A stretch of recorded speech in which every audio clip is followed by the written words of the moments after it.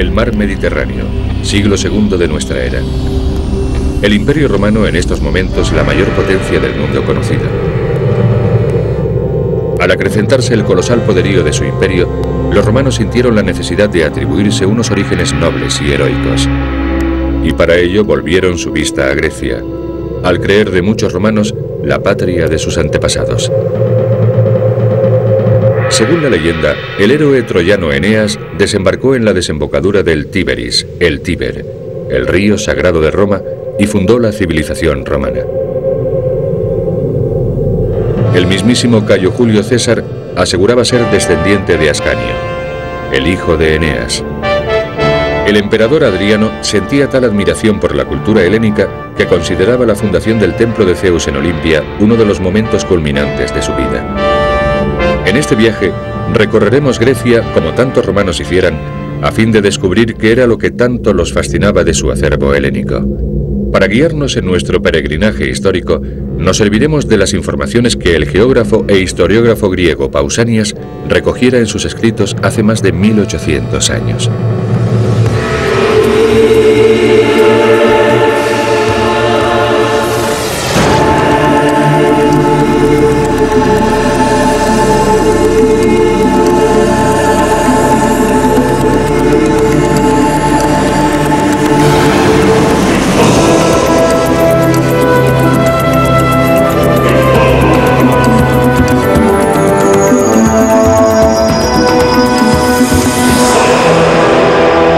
Secretos de la arqueología.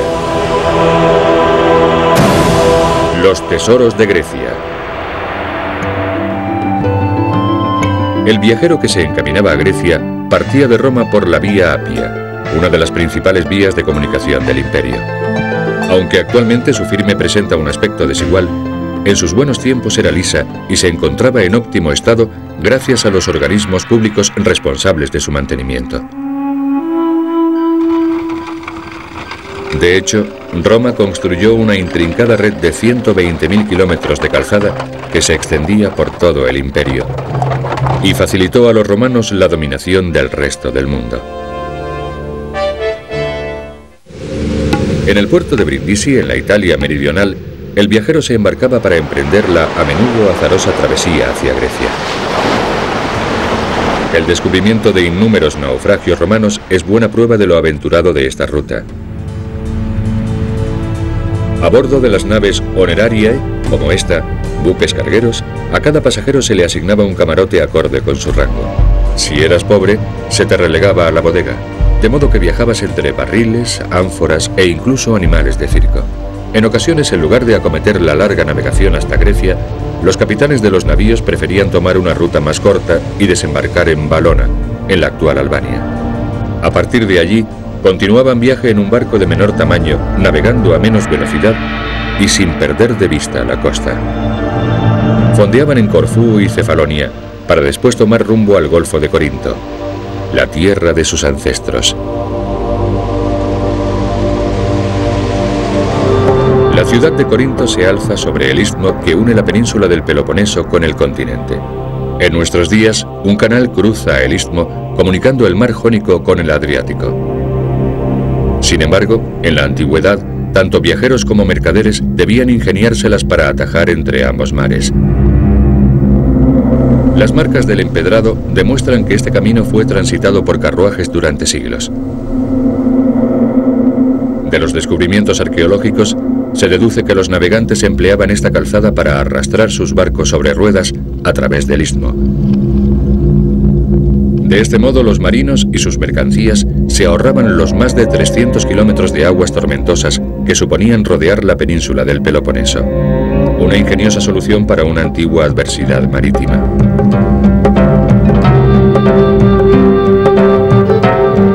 El esplendor de la Grecia antigua desapareció en Corinto en el año 146 a.C., cuando la polis fue arrasada en represalia por rebelarse contra el imperialismo romano. No obstante, en el año 44 antes de nuestra era, Julio César reconstruyó la urbe al estilo romano, dotándola de toda clase de lujos y comodidades, contribuyendo así a ampliar su reputación de centro de comercio y distribución de mercaderías. Merced a varios hallazgos epigráficos bilingües, es decir, con inscripciones griegas y latinas, sabemos que Corinto fue una ciudad pujante, cosmopolita y, como la definiera Homero, sumamente opulenta. Las excavaciones y estudios topográficos llevados a cabo por diversas escuelas arqueológicas a lo largo de los siglos corroboran su afirmación. De uno de sus dos puertos, el Lequeo, partía una amplia vía pública de 600 metros de longitud, llamada asimismo Lequeo, que conducía a la ciudad. Ambos flancos de la avenida estaban guarnecidos por sendos pórticos, formados por centenares de columnas rematadas con los clásicos capiteles corintios. Al final de la vía del Lequeo se alzaban los 3 arcos que componían el Propileos. Estos se abrían directamente al Ágora. Este foro cuadrangular de 300 por 100 metros era uno de los mayores y más ricos del imperio. Incluso hoy en día sería una de las plazas más amplias del mundo. El Ágora se encontraba rodeada de edificios de bellísima factura. Uno de los más fascinantes es el que ostentaba la fachada de los cautivos. Aquí se encuentran las ruinas del monumento que tomó su nombre de las estatuas con efigies de prisioneros que adornaban sus columnas, hoy conservadas en el Museo Arqueológico de la antigua Corinto. Los enemigos capturados por los romanos pertenecían a la temible nación de los partos, inmortalizados aquí en todo su esplendor. El área comercial del Ágora estaba compuesta por centenares de talleres y tiendas atestadas de todo tipo de mercancías, principalmente productos típicos de Grecia como la célebre cerámica corintia, con sus característicos tonos rojos y negros.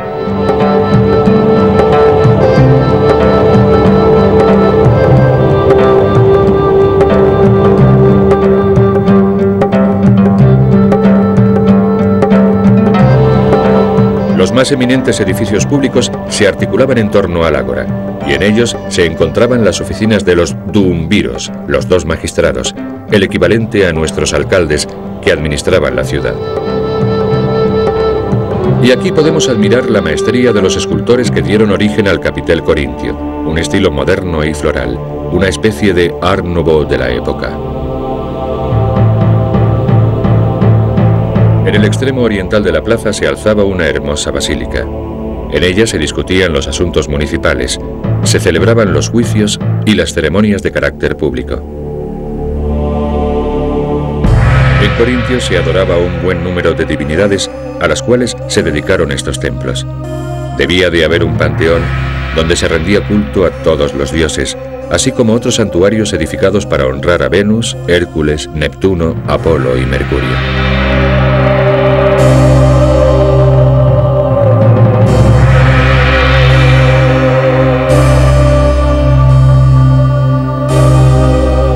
El foro era asimismo el lugar donde las autoridades se dirigían al pueblo. Los oradores de cualquier lengua o credo subían a esta plataforma de mármol, llamada estrato, erigida ex profeso para celebrar asambleas y pronunciar alocuciones. Se cree que el apóstol San Pablo predicó sus llamadas epístolas a los corintios, su doctrina cristiana, en este mismo lugar en el siglo I, seguramente en presencia del procónsul Galio, el más alto dignatario romano de la provincia de Acaya, es decir, Grecia, de la cual Corinto era la capital. En esta ciudad, el cristianismo gozó de amplia tolerancia y gracias a Pablo ganó numerosos adeptos. La antigua Corinto albergaba muchos otros monumentos, hoy no obstante ocultos bajo las construcciones modernas. Al excavar en torno a esta fortificación, alzada en el período medieval sobre una colina llamada Acrocorinto, los arqueólogos dieron con un edificio de la antigüedad.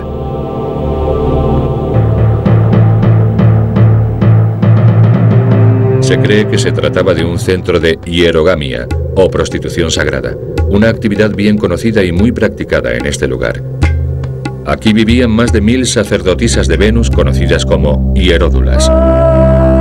Estaban tan solicitadas y eran tan caras que en su honor se acuñó la expresión non licet omnibus adire Corinthum. No todos pueden permitirse ir a Corinto.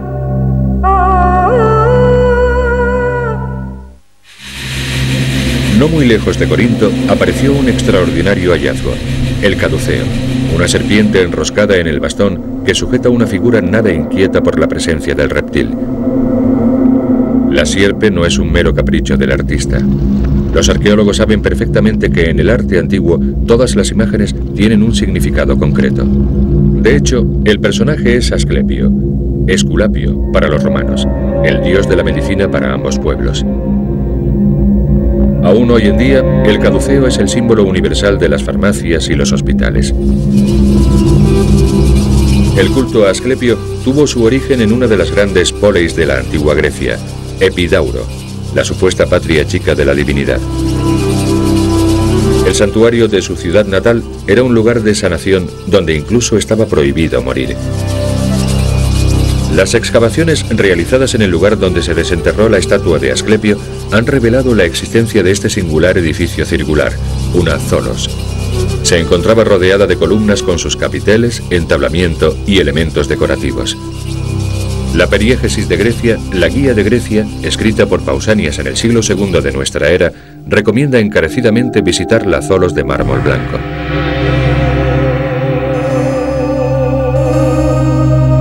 En su interior se hallaba la misteriosa y sagrada cela, tan solo accesible para los sacerdotes.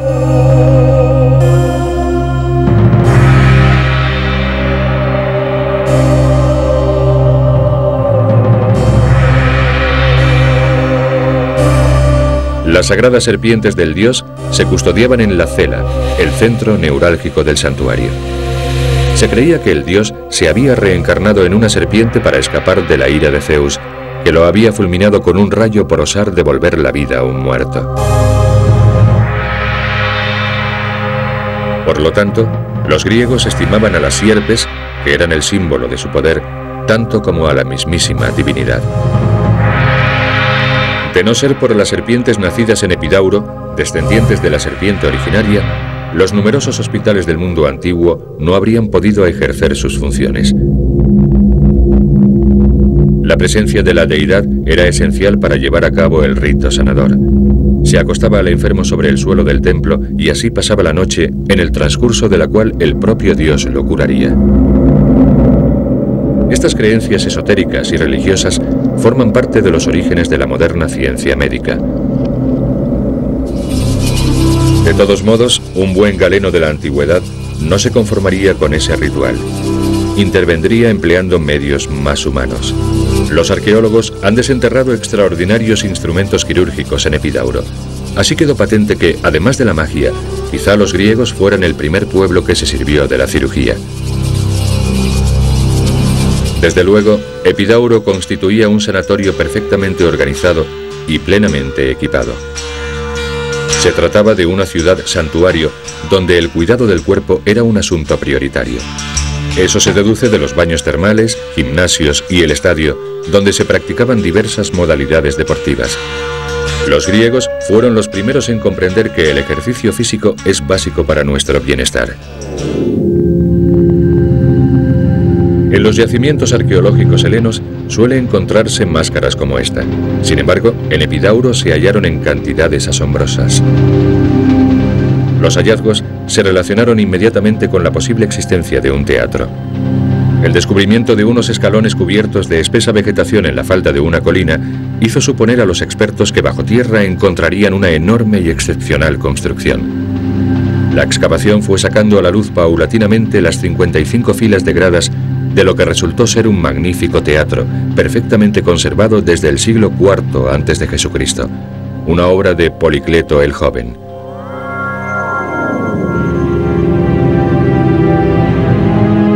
El grandioso monumento ha merecido la aclamación internacional, no solo por su extraordinario aforo, 12.000 localidades, sino por su acústica, que se considera perfecta, inmejorable. Lo cierto es que ni un solo teatro al aire libre lo aventaja en cuanto a sus cualidades acústicas. Aquí se podía asistir a la representación de las grandes tragedias de Esquilo, Sófocles y Eurípides, quizá incluso el día de su estreno. Se podía escuchar la poesía de los antiguos, contemplar a los dioses y ser testigo de sus intervenciones en el devenir humano. Las funciones teatrales eran un espectáculo sumamente completo. Se ponían en escena varias obras. La jornada era larguísima y el respetable vociferaba.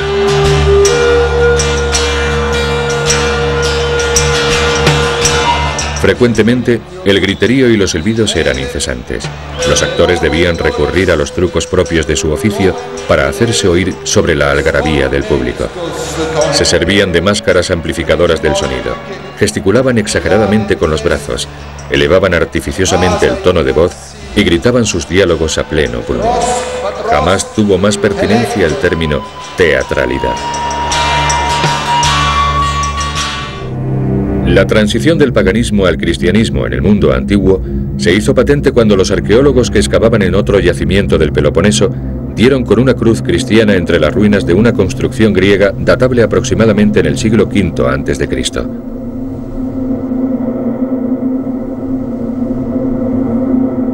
El inmueble había sido transformado en basílica cristiana en torno al siglo IV de nuestra era, cuando el cristianismo ya se había convertido en la religión oficial del Imperio Romano. Sin embargo, originalmente, el edificio había pertenecido a uno de los más sublimes escultores de todos los tiempos, el incomparable Fidias.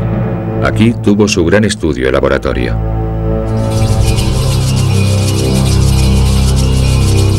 Gracias a los textos de Pausanias, los arqueólogos sabían que Fidias había esculpido la mítica estatua de Zeus situada en el templo del mismo nombre.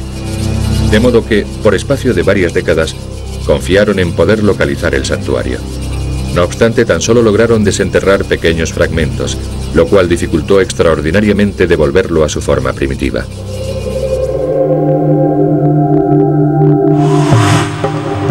En su interior se hallaba una de las obras maestras de Fidias, la estatua criselefantina de Zeus, una de las 7 maravillas del mundo antiguo.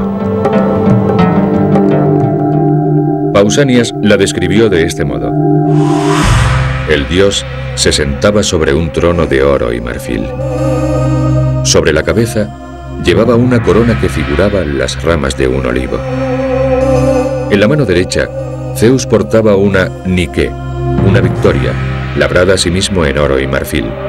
En la mano derecha empuñaba un cetro adornado con toda clase de metales, y el ave que se posaba sobre él era un águila.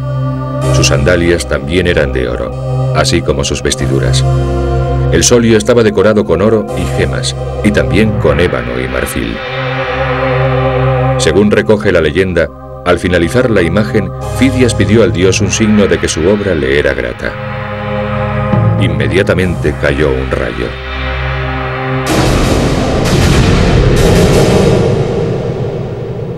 Ahora ya está claro por qué el taller de Fidias era tan enorme. En él esculpió la inmensa estatua, que a continuación se trasladó al templo.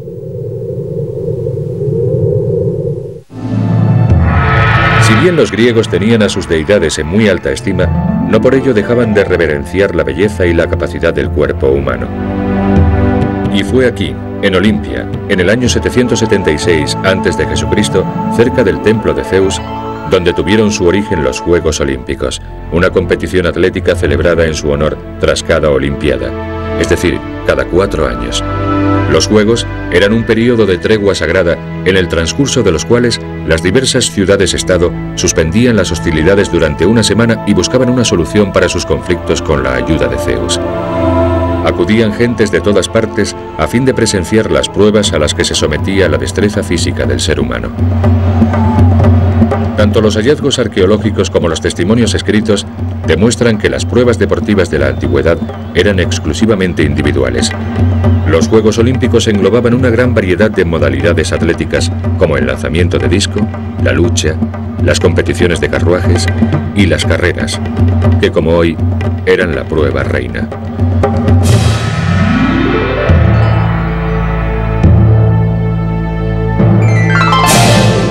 La ciudad de Olimpia no solo engrandeció el deporte, sino también los más altos valores del mundo griego. Sus calles y edificios se decoraban con excelentes frisos, y más de 3000 estatuas adornaban la polis.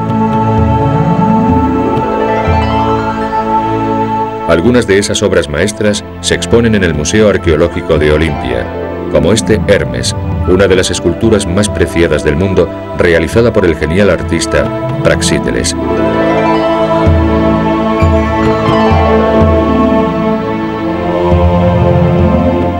A partir de los fragmentos hallados, los arqueólogos han logrado reconstruir las métopas del siglo V a.C., procedentes del templo de Zeus.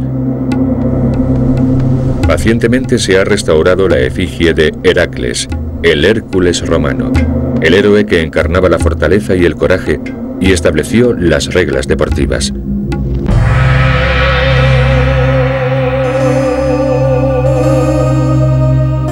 He aquí el frontispicio occidental del templo de Zeus.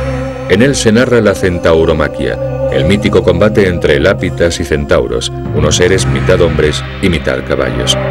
El relieve simboliza el triunfo de la civilización humana sobre la barbarie de las bestias. En el frontón oriental se representa la historia de Pélope, el instaurador de los Juegos Olímpicos, que logró vencer al cruel rey Enómao en una carrera de carros y en recompensa desposó a su hermosa hija Hipodamia.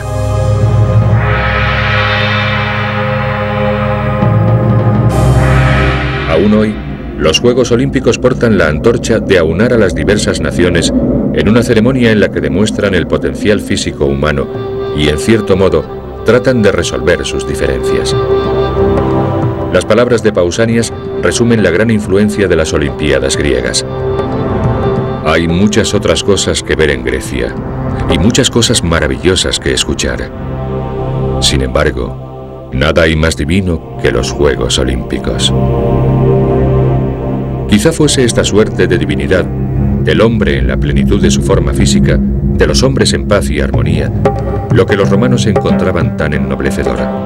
Con toda seguridad, amén de los dioses y héroes, así como la mitología que los rodeaba, este era el legado que los romanos andaban buscando.